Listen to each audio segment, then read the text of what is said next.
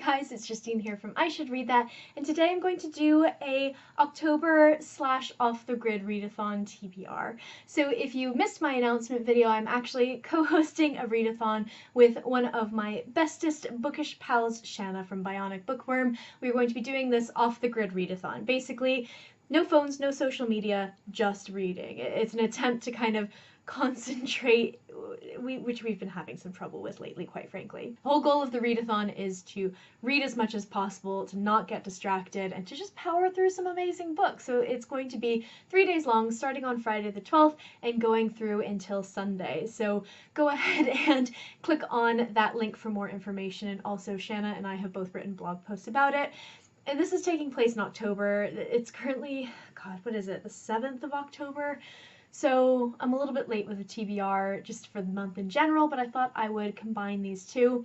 I have a ton of great books that I would love to read, some which are really high priorities because they either come out this month or have just come out, or books that I just really, really want to read. Some spooky books, some non-spooky books, some pre-orders that I have bought in previous months. I don't really know what I am have as a must read for the readathon, but I have a couple of ideas in mind. So it's probably going to be some sort of combination of these. I will post more about my actual solid TBR on Twitter if you are interested in seeing what I'm going to read for that readathon. I'm also going to do a vlog, but these are the books that I want to read in the month of October, whether they take place during that reading weekend or otherwise. Because it is the 7th of October, I've actually already read one of the books that I had on my TBR, so just really quickly, I read The Lady's Guide to Petticoats and Piracy. It's fabulous, it's fantastic, it's wonderful, and I loved it so, so much. It's one of my favorite books of the year.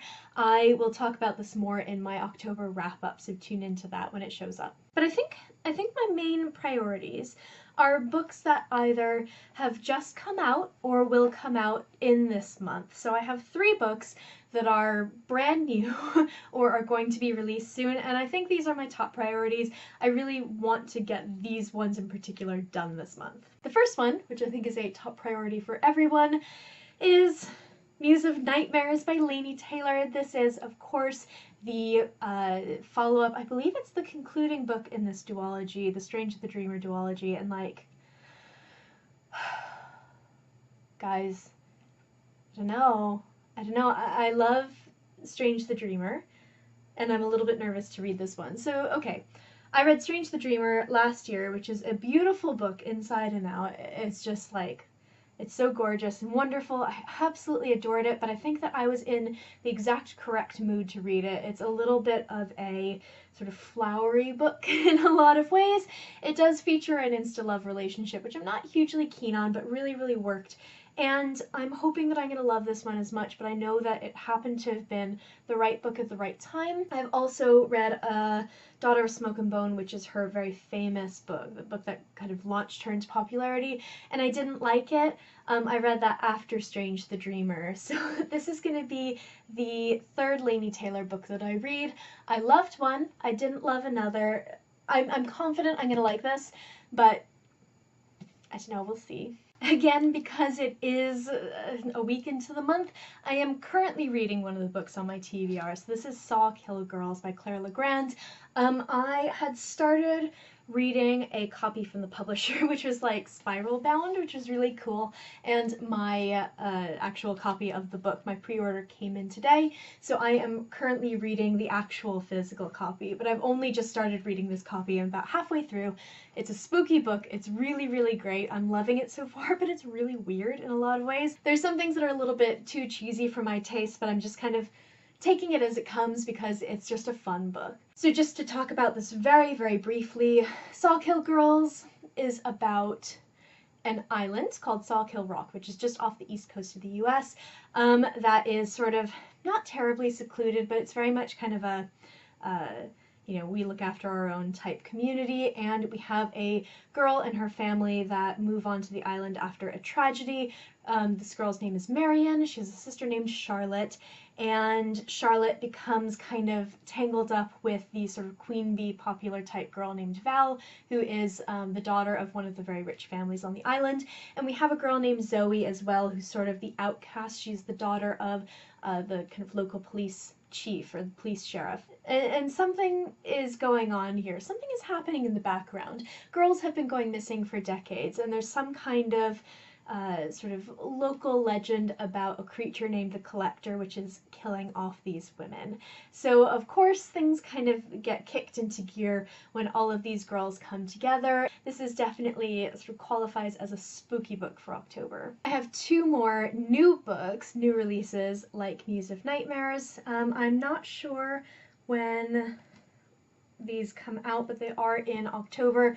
The first is Damsel by Elena K. Arnold. And the second is Beneath the Citadel, and this is by Destiny Saria.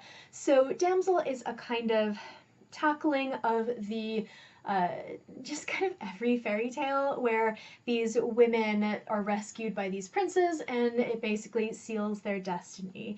We have a character and her name is Emma, and she awakes in the arms of this prince, and he tells her that he's rescued her from this dragon, all these things have happened, he's broken the curse, and now it's their destiny to be together. And if you think about it, fairy tales are really creepy in a lot of ways, and this very much tackles that. I'm really looking forward to this. This is out in October. I got this copy at Yelk. Damsel, I have heard, is very, very dark, so if you don't like dark books, this sounds like it's like really, really dark, like kind of tackles a lot of rape and sexual assault and sort of the oppression of women and all of this. So just as a heads up, I have heard that this is a very unsettling read. So we have Beneath the Citadel next. This is another book that I got at Yelk. This is one that I'm hearing a little bit less about. A lot of people are reading Damsel right now. I feel like fewer people are reading Beneath the Citadel. But this sounds really interesting, and I'm very interested in kind of reading this and getting my own opinion, because sometimes it's nice to not have read any reviews of books, and I think that this might be a really, really interesting one. So this is basically about a city that is ruled almost by prophecy. There are all these prophecies in place, and because of that and the complications that come with that, there have been sort of revolutions and riots and all these horrible things have happened. So this follows a girl named Casa, and she is the orphan daughter of some of these rebels who have kind of risen up and not succeeded against the Citadel, and she learns about sort of the prophecies that are foretold about the city, and she is going to try to save the city. There's this infallible prophecy that is in place.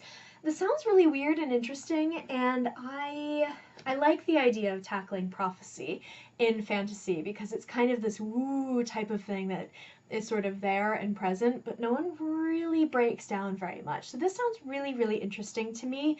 Again, this is another October release, but I'm not 100% sure of the date because it is not on this book. So the rest of the books that I have here are a nice mix of sort of books that I already own from pre-orders, just purchasing in shops, some spooky books. I have my fairy loot book, so I'm gonna kind of dive into these. I'll see if I can break them up nicely. This next one I talked about in my September wrap-up, but it doesn't come out until January. But I'm gonna try to read it now anyway, because it just sounds fantastic and wonderful, and quite frankly, I don't really want to wait. This is The Girl King, and this is by Mimi Yu. This comes out on the 10th of January, so I'm going to be a little bit early on this one. Because I did talk about it in my book haul, I'm not going to go over it too much here, but it is about two sisters who are sort of princesses of the empire. They find out one day that their father is going to name their male cousin as heir, and they kind of go off on their own journeys to reclaim the throne. They discover powers that they have to go and raise armies. It sounds really, really good. It is a East Asian inspired fantasy, which I'm loving. We're getting a lot of those this year, which I'm very happy to see. Some of my favorite books of the year have been East Asian inspired fantasies, so hopefully we're going to continue on with that trend. Next, I've got my fairy loot book for September. So this is Mirage by Sumia Daud. I talked about this in my wrap-up, which is linked below. You can check that out. Basically, it's a science fiction and fantasy book, and it's sort of a book about a girl who is swept up into court intrigue and politics, and danger is around every corner. She has to become the bodyguard or body double for the much, much hated princess of the empire. This sounds really great. It sounds really fun. Again, I'm trying to read all of my fairy loot books before the next one comes in, and so this is one that I want to read before the October fairy loot book comes in. So the last books that I have are kind of lower priority, but they're all spooky books, and I feel like why not read them in October? Because October is the perfect time for this. So I have a bunch of stuff here. The first being The Haunting of Hill House by Shirley Jackson. I don't know much about this, except it is scary, and Netflix is doing, I think it's a movie rather than like a mini-series about this. It's a classic horror story. I think it's a ghost story. Looks great.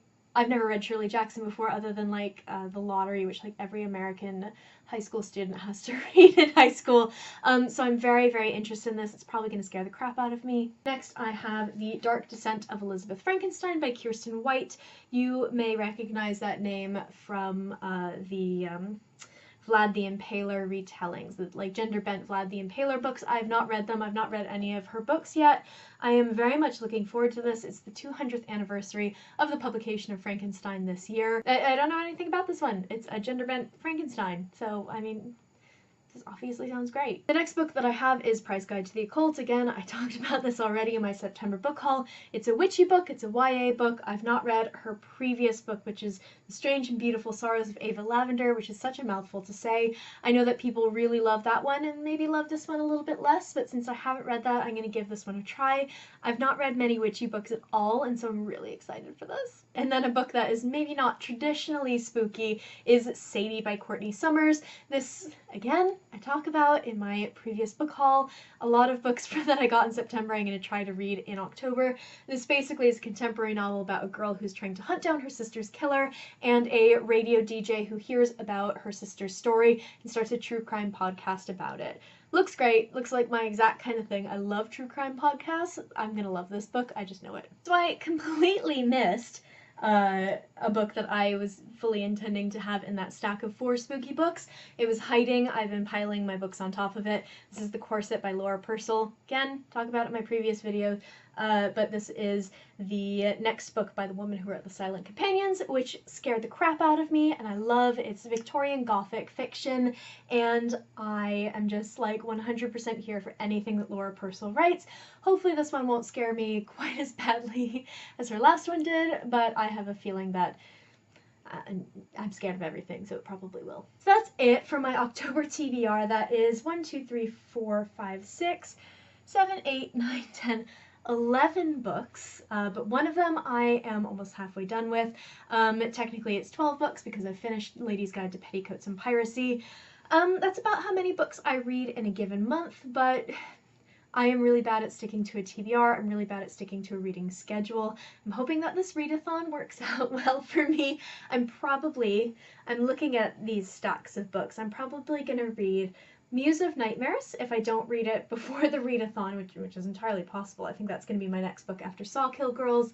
And then I'm probably going to try a combination of maybe Damsel or Beneath the Citadel, and then some of my spooky books, because I'm worried that with my spooky books I'm going to push them aside because I have a fair number of new releases and I really want to read scary stuff in October. I didn't do that last year. I had a weird October and just didn't really get the chance to read anything that was really atmospheric, so I'm hoping to do that this time around.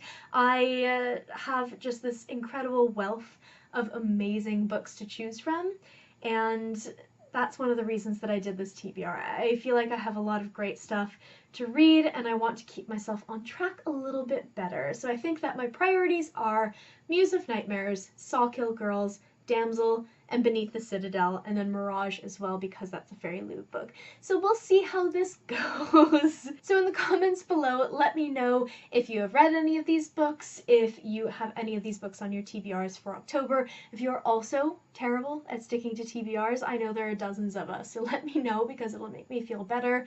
If you want to participate in the Off the Grid Readathon, definitely give me a shout. You can also follow us on Twitter. All of that information is in the other video and on our various blog posts, which are linked in that video, so I hope to see you there. I post bookish content to this channel fairly frequently, so hit subscribe, check back soon, and I will see you next time.